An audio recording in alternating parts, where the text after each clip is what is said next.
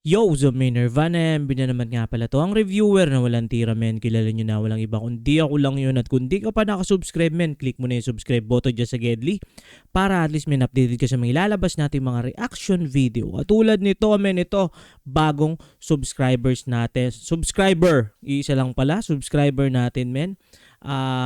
Nag-comment siya men doon sa previous na nagawa natin na reaction video at pinapaspatan sa atin tong kanta ni Honcho aka Boss 1 ng XB. Para sa akin, XB pa rin siya at hindi na mawawala yon.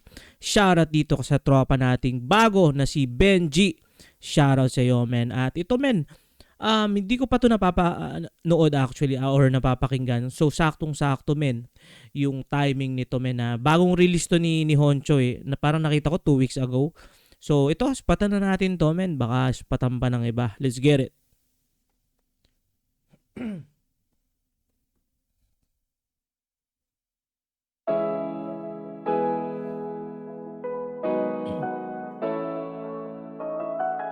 Yeah, yeah. Paano ayusin ang lahat kung sa sarili ko hindi ko matanggap? Okay. Tulungan niyo kong maganap ng paraan. Hanggang ngayon lito pa rin. Yung dating ako di ko mabalik. Ba't di ba na ako magising? Okay. Palalim ng palalim. Utak ko ay parang nabiyak. Pag iniisip iiyak na lang bigla. Wait lang, disorder, ano ba to? Parang disorder na may pinagdadaanan siya mabigat, parang ganun. Psychological disorder ba yon tawag doon? Paano ko ibabalik? Tulungan niyo kong gamutin. Anong nangyari?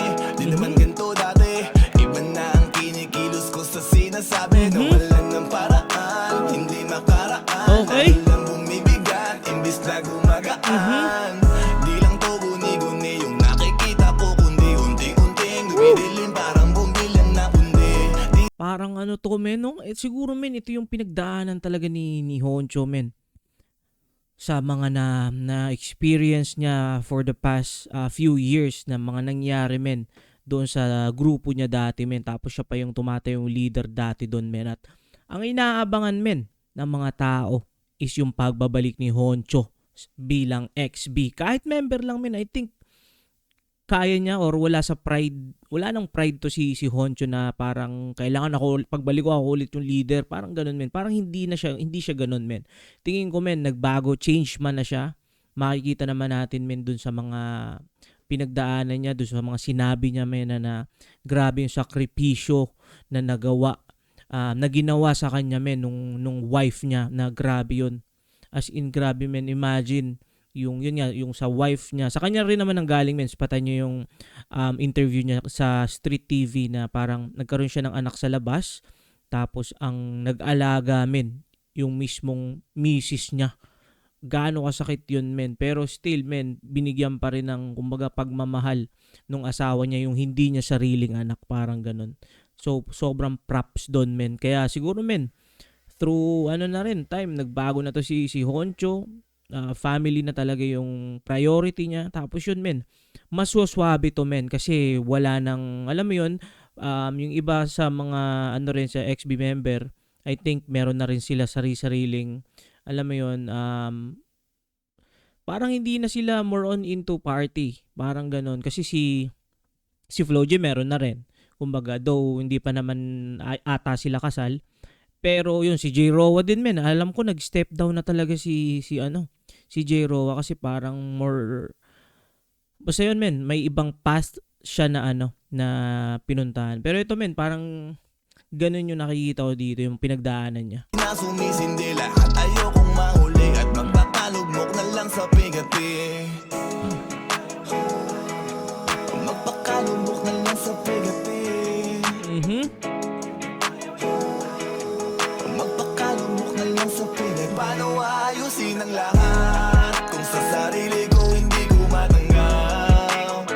Tulungan niyo kong maganap. Matindi, parang it's either tatapusin ko yung buhay ko, men, or parang kailangan kong palagan yung buhay para dito sa picture na to, men. Parang ganon. Hanggang ngayon lito pa rin. Yung dating ako di ko mabalik. Ba't di ba na ako mag-isip?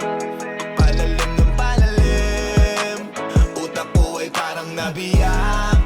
Pag iniisip iiyak na lang bigla. Paano ko ibabalik? Tulungan niyo kong gamutin.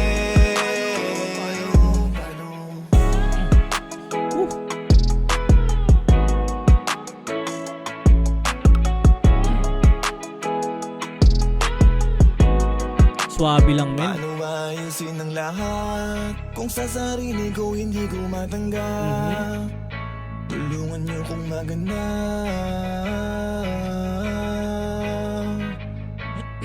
Ng paraan. Yun, men, swabe yun. Para kay Honcho, men, nakanta. Ano siya, men, kumbaga, applicable talaga, men, siya sa lahat na may mga pinagdadaanan, men, na parang palag lang, men, kailangan mong piliin yung tamang desisyon sa buhay mo, men. Kung may pamilya ka, men, syempre, men, number 1 yung unahin mo yun. Kung wala ka pang sariling pamilya, men, syempre, men, may mga magulang ka, may mga kapatid ka, or kung solo kang anak, men, may mga nanay at tatay ka, may mga nagmamahal sa'yo, men. Kaya hindi dapat sumuko sa buhay, men, at palag lang yan, men. At yun, men, kung nakaabot ka sa puntong ito na hindi pa nakasubscribe, click mo na yung subscribe button dyan sa Gedli para at least may updated ka sa mga ilalabas natin mga reaction video. Again, salamat dito kay Benji. Ingat palagi. Good vibes, subscribes. Peace.